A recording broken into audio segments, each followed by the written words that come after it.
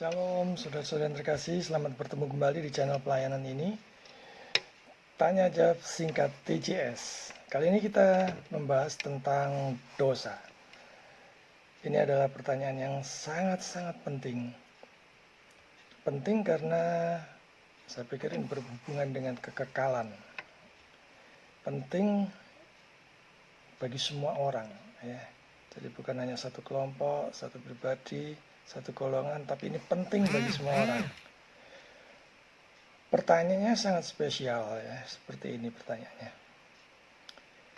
Mengapa Allah menentukan dosa? Mengapa menentukan orang berdosa?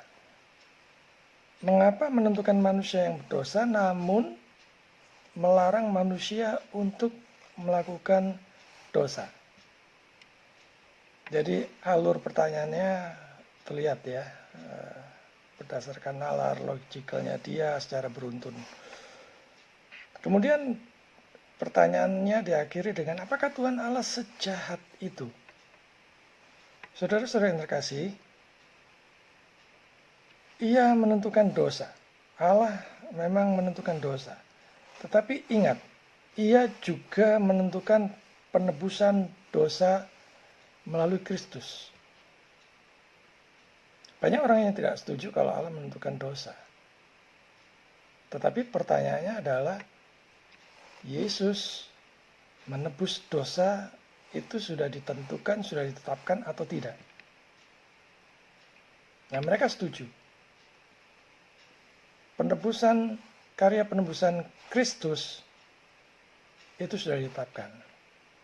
Nah, kalau penebusannya sudah ditentukan, kemudian dosanya tidak ditentukan, bagaimana konsistensinya ini?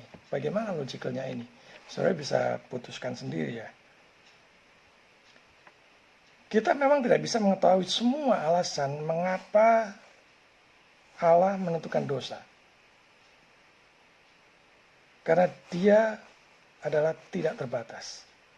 Dia tidak terbatas. Sedangkan kita ini adalah makhluk ciptaannya yang terbatas. Paling tidak ada beberapa hal yang bisa kita bahas, bisa kita analisa.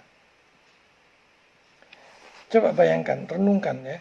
Kalau tidak ada dosa, maka keadilan Allah dalam menghukum dosa tidak terlihat.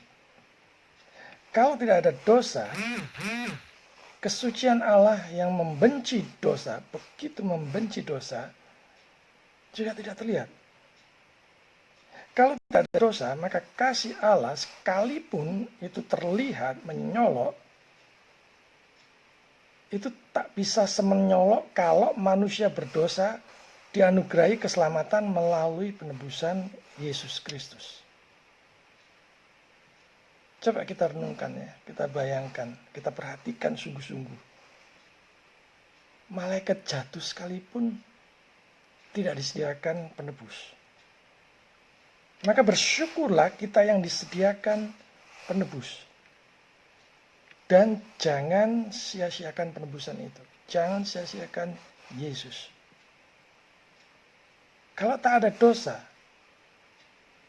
kalau tidak ada pemilihan, atau pelaksanaan rancangan ketetapan Allah yang menunjukkan kedaulatan Allah, itu juga tidak akan terlihat. Ya, sekali lagi, kalau tak ada dosa yang menunjukkan kedaulatan Allah itu juga tidak terlihat. Kedaulatan Allah itu tidak terlihat kalau tanpa dosa, kalau tak ada dosa. Nah, kalau saudara tidak merasa butuh juru selamat atau bahkan menolaknya mentah-mentah karena logika saudara tidak bisa menerimanya, maka keselamatan hidup yang kekal itu tidak berlaku buat saudara. Silakan tanggung sendiri dosa-dosa saudara dari lahir sampai mati nanti, saudara tanggung sendiri.